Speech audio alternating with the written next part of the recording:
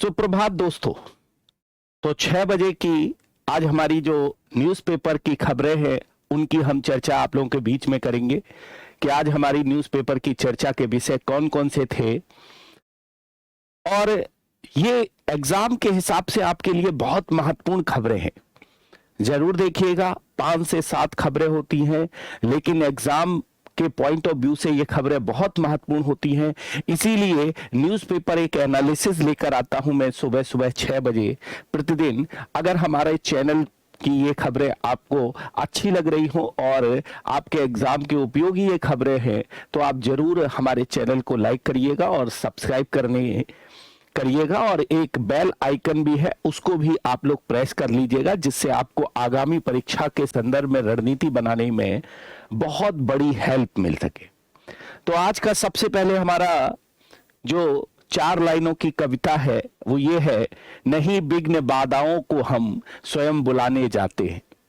नहीं विघ्न बाधाओं को हम स्वयं बुलाने जाते हैं, फिर भी यदि वे आ जाएं तो कभी नहीं घबराते हैं। फिर भी यदि वे आ जाए तो कभी नहीं घबराते हैं। मेरे मत में तो विपदाएं हैं, मेरे मत में तो विपदाएं हैं। प्राकृतिक परीक्षाएं उनसे वही डरे, कच्ची हो जिनकी शिक्षा दीक्षाएं। तो अगर आप मन से स्ट्रांग हैं और साथ ही साथ आपको ऐसा लगता है कि आपकी पढ़ाई में कोई कमी नहीं है, तो जितनी भी बड़ी विघ्न बाधाएं क्यों ना आ जाएं, हम उनका सामना कर सकते हैं। दोस्तों, इसी विचारधारा के साथ में हमारी पहली खबर आप लोगों के बीच में आ रही है न्यूज़पेपर की, जो बहुत महत्वपूर्ण खबर है। भारत और नेपाल की सेनाओं ने संयुक्त सैन्य अभियान सूर्य किरण की शुरुआत की। तो क्वेश्चन आपका पीटी में यहां पर बनेगा क्या कि सूर्य किरण जो सैन्य अभियान है वो किन किन देशों के बीच में हुआ, किन किन देशों के बीच में हुआ है। तो आपको याद रखना है कि भारत और नेपाल की सेनाओं के बीच में एक सैन्य अभ्यास हुआ है जिसका नाम रखा गया है सूर्य किरण। नेपाल भारत सीमा के पास लुम्बिनी जोन के रूमनदेही जिले की, ठीक है, रूमनदेही जिले में किया जा रहा है सूर्य किरण सैन्य प्रशिक्षण अभियान। और भारत और नेपाल के बीच शुक्रवार को संयुक्त सैन्य प्रशिक्षण अभियान के दौरान दोनों देशों के जवानों ने इसमें भाग लिया है। तो आपको यह खबर याद रखना है, भारत और नेपाल के बीच शुक्रवार को संयुक्त सैन्य प्रशिक्षण अभ्यास का 16वां संस्करण शुरू हुआ। कि कौन सा है? 16वां संस्करण शुरू हुआ। इसमें दोनों देश आतंकवाद रोधी सैन्य कुशल के साथ साथ आपदा प्रबंधन, जंगली क्षेत्रों में युद्ध के सैद्धांतिक और व्यवहारिक अनुभव साझा करेंगे इस अभियान के माध्यम से। तो ये पीटी पॉइंट ऑफ व्यू से बहुत ही महत्वपूर्ण खबर है।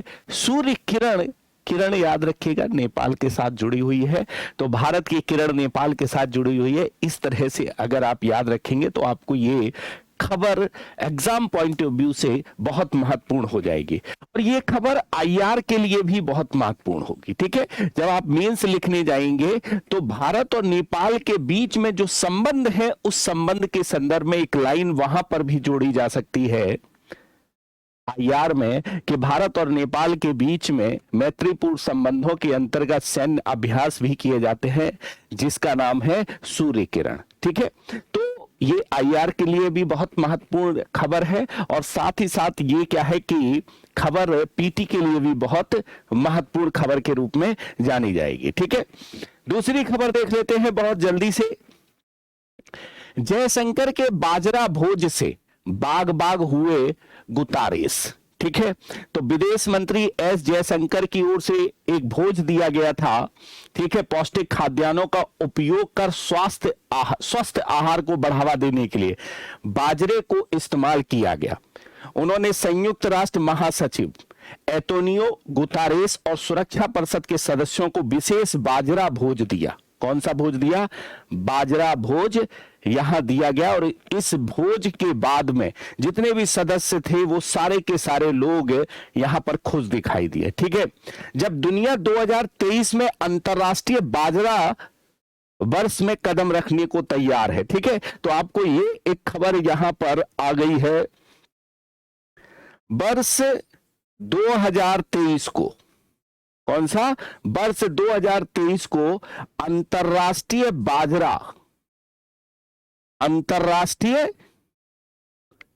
बाजरा वर्ष के रूप में घोषित किया गया है, याद रखेंगे। ठीक है। भारत की अध्यक्षता में वैश्विक आतंकवाद रोधी दृष्टिकोण, चुनौतियां और आगे की राह विषय का संयुक्त राष्ट्र सुरक्षा परिषद के एक अहम कार्यक्रम की अध्यक्षता करने के बाद जयशंकर ने विश्व निकाय के नेताओं को लिए एक भोज का आमंत्रित किया था। तो आपको याद रखना, अंतर्राष्ट्रीय बाजरा वर्ष कब मनाया जाएगा? 2023 को घोषित किया गया है। इस बात को प्रश्न में याद रखेंगे आप लोग बहुत अच्छी की तरह। तो ये पीटी के लिए एक बहुत महत्वपूर्ण क्वेश्चन के रूप में निकल कर आ रहा है यहां। ठीक है। तो संयुक्त राष्ट्र महासभा में लाए गए एक प्रस्ताव के बाद वर्ष 2023 को अंतर्राष्ट्रीय बाजरा वर्ष के रूप में नामित किया गया है। याद रखकर आपको चलना है इस बात को। ठीक है। खाद्य एवं कृषि संगठित शासित निकायों के सदस्यों और संयुक्त राष्ट्र महासभा के 75वें सत्र में इस प्रस्ताव का समर्थन किया गया। तो इस खबर को पीटी के हिसाब से आपको याद रखना है। न्यूज़पेपर में यह खबर बहुत महत्वपूर्ण है और 2023 को अंतर्राष्ट्रीय बाजरा वर्ष के रूप में घोषित किया गया है। इस खबर में यह लिखा हुआ है और यह भोज का आयोजन किया गया था। देखिए, पूरी स्टोरी अगर जानेंगे यूपीएससी में तो फिर आपको थोड़ा सा हो सकता है मार्क्स भी अच्छे मिल जाए, मेंस की तैयारी भी अच्छी हो जाएगी यहां। अब हम लोग क्या करते हैं कि अंतर्राष्ट्रीय बाजरा वर्ष घोषित किया गया, बस इतना ही पढ़कर निकल जाते हैं और इतना ही पढ़कर निकल जाते हैं और हमको ये पता ही नहीं चलता है कि भैया इसकी चर्चा कैसे हो रही है, कहां हो रही है, किस तरह से हो रही है। अगर हमको थोड़ा सा इस तरह के दिमाग लग जाते हैं तो हमारा जो तैयारी है वो बहुत अच्छा हो जाता है। ठीक है। अब देखो, नेक्स्ट हमारी जो खबर है बहुत महत्वपूर्ण खबर है, ये भी एम्स में कराना है इलाज तो बना ले आभा नंबर। कौन सा नंबर? आभा नंबर। अब एम्स में इलाज करना आसान करने की प्रक्रिया में एक कदम बढ़ाया गया है और वो कदम है क्या? आभा नंबर। अब आभा नंबर क्या है? ये एक नंबर होगा जो कि आपके आधार कार्ड से जोड़ा जाएगा और अगर कोई व्यक्ति यहां जो कोविन पोर्टल है उसमें अपना खुद का आभा नंबर बना सकता है और बनाकर जाकर लाइन से बच सकता है और उस माध्यम से अपॉइंटमेंट प्राप्त कर सकता है। ठीक है। अब इसके बारे में क्या है, किस तरह से, वो थोड़ा सा हम लोग देख लेते हैं क्या न्यूज में लिखा हुआ है। न्यूज इसलिए पढ़ता हूं क्योंकि वास्तव में क्या हो जाए कि आपको ये पता लग जाए कि इस न्यूज में क्या क्या चीजें दी गई थी, इसलिए मेन पॉइंट यहां पर पढ़ता हूं मैं न्यूज के यहां आप लोगों के बीच में। देश के सबसे प्रतिष्ठित चिकित्सा संस्थान एम्स में इलाज कराना है तो अपना आभा नंबर बनवा लें। आगे चलकर एम्स की ओपीडी में सिर्फ इसी नंबर के जरिए मरीजों का इलाज होगा। इसके बिना ओपीडी में इलाज के लिए कार्ड बनवाना मुश्किल होगा। ठीक है। एम्स का ओपीडी, ठीक है, लॉबी में इन दोनों कवायद बाकायदा इसकी घोषणा करके मरीजों को जानकारी दी जा रही है। साथ ही ओपीडी में पहुंचने वाले मरीजों का अस्पताल में ही आभा नंबर भी तैयार किया जा रहा है। नए साल से एम्स के मुख्य अस्पताल की ओपीडी में आभा नंबर से मरीजों का इलाज होगा। मतलब एक यहां पर नंबर दिया जाएगा मरीजों के इलाज के लिए और मरीजों के इलाज के लिए जो नंबर दिया जाएगा उस नंबर के माध्यम से मरीजों का इलाज किया जाएगा एम्स में, जिसे आभा नंबर के नाम से जाना जाएगा। याद रखेंगे कि कोविन ऐप, जो ऐप आप लोगों ने डाउनलोड भी किया होगा जब कोविड-19 था, तो कोविड-19 के समय जो ऐप था उसी के माध्यम से भी आप लॉगिन कर सकते हो और आभा नंबर प्राप्त कर सकते हैं। आभा नंबर के प्राप्त करने के बाद में आपको एक अपॉइंटमेंट मिलेगा और उस अपॉइंटमेंट के माध्यम से आप उस दिन जाकर इलाज करा सकते हैं जो आपको डेट वहां मेंशन की जाएगी। तो बहुत अच्छी यहां पर शुरुआत की गई है और बहुत अच्छी यहां पर शुरुआत की गई है जिसे आभा नंबर के नाम से जाना जाएगा। याद रखकर चलना है। ये खबर भी आई है किसके लिए? एम्स के संदर्भ में। नेक्स्ट खबर देख लेते हैं। ये खबर भी है और बहुत महत्वपूर्ण खबर के रूप में ये खबर जानी जाएगी जो न्यूज़पेपर की बहुत इंपॉर्टेंट खबर है। ठीक है।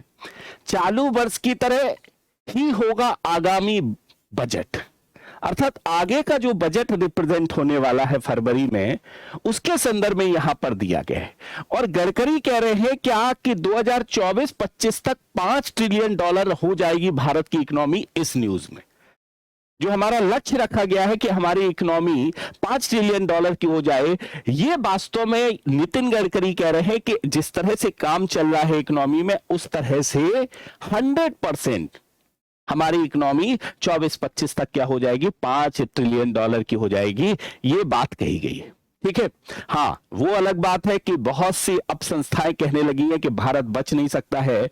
अगर 2023 में मंदी आती है वैश्विक स्तर पर, तो 100% भारत भी चपेट में आएगा।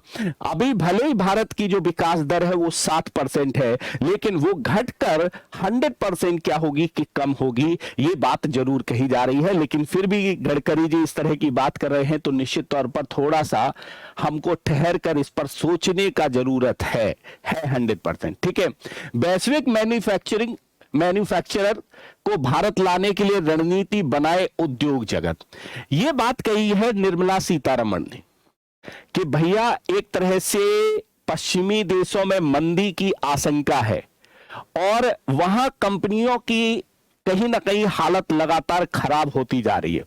भारत को एक उत्पादन या खरीद केंद्र के रूप में आप देख सकते हैं, तो भारत आइए और भारत आकर अपने निवेश को करिए, और भारत आकर निवेश को करिए, क्योंकि भारत एक बड़ा बाजार है, और भारत अगर बड़ा बाजार है तो उसका लाभ मैन्युफैक्चरिंग कंपनी ले सकती है। ये बात भी कही गई है। ठीक है, तो आप खुद को पश्चिमी देशों और विकसित दुनिया में मंदी के लिए तैयार कर रहे हैं। अगर आप एक तरह से यहां पर भारत आते हैं तो आपको यहां पर फायदा यह होगा, उन्होंने कहा है कि फायदा यह होगा कि आप जो पश्चिमी देशों में मंदी आने वाली है और विकसित देशों में जो मंदी आने वाली है उससे आप बच सकते हैं, अपने आप को तैयार कर लेंगे अगर भारत आते हैं और इन्वेस्टमेंट करते हैं।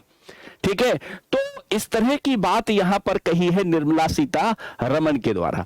साथ ही साथ उन्होंने बहुत सी बातें भी कही हैं अपनी प्रेस कॉन्फ्रेंस में। आगामी बजट में भी सरकार का मुख्य फोकस सार्वजनिक पूंजीगत खर्च पर होगा, ताकि इंफ्रास्ट्रक्चर का निर्माण हो और रोजगार निकले। ये बात वो कह रही हैं। वो कह रही हैं 2022-23 के लिए इस साल के बजट में सार्वजनिक पूंजीगत खर्च 7.5 लाख करोड़ रुपए का आवंटन किया गया, जो पिछले वित्त वर्ष 2021-22 की तुलना में 35.4% अधिक है। मतलब इस बार हमने बहुत अच्छा जो है इंफ्रास्ट्रक्चर के लिए सार्वजनिक पूंजी खर्च बहुत ज्यादा बढ़ाया था। उसी तरह से आगे भी हम इंफ्रास्ट्रक्चर और सार्वजनिक पूंजीगत जो खर्च है उसको बढ़ाने का काम करेंगे। इस तरह की बात कह रही है निर्मला सीतारमण जी। ठीक है, वो कह रही है क्या कि पिछले वित्त वर्ष में इस मद में 5.5 लाख करोड़ रुपए का आवंटन किया गया था। वित्त वर्ष 2023-24 के लिए 1 फरवरी को बजट पेश किया जाएगा। यह मोदी 2 सरकार का 5वां और आखिरी पूर्ण बजट होगा।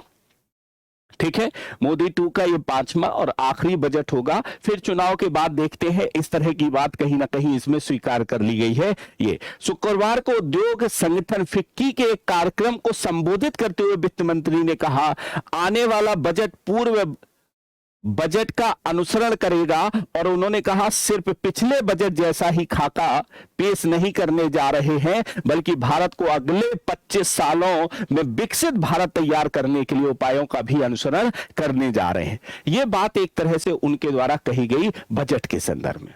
तो फिक्की का कॉन्फ्रेंस था, उस फिक्की के कॉन्फ्रेंस में उन्होंने प्रेस वार्ता की, और उन्होंने कहा जाता है कि फिक्की के इस कार्यक्रम में अपनी बातें रखी, और बातें रखने के बाद में यहां पर ये सारी चीजों को उन्होंने बताया कि हमारा जो बजट होगा वो बजट इंफ्रास्ट्रक्चर पर फोकस होगा, पूंजीगत खर्चों पर फोकस होगा। नितिन गडकरी ने भी वहीं पर कहा क्या कि 5 ट्रिलियन की इकोनॉमी हो जाएगा, भारत 100% यहां पर। उन्होंने कहा वैश्विक मैन्युफैक्चरर को भारत लाने के लिए रणनीति बनाए उद्योग जगत, क्योंकि वैश्विक मैन्युफैक्चरर को अगर भारत लाते हैं तो इन्वेस्टमेंट यहां पर बहुत अच्छा हमको मिल सकता है, ये बात कह रहे हैं। ठीक है, एक खबर और आई, ये खबर भी बहुत महत्वपूर्ण खबर है। बायोफ्यूल का अंतर्राष्ट्रीय संगठन बनाएगा भारत। ये पुरी कह रहे हैं।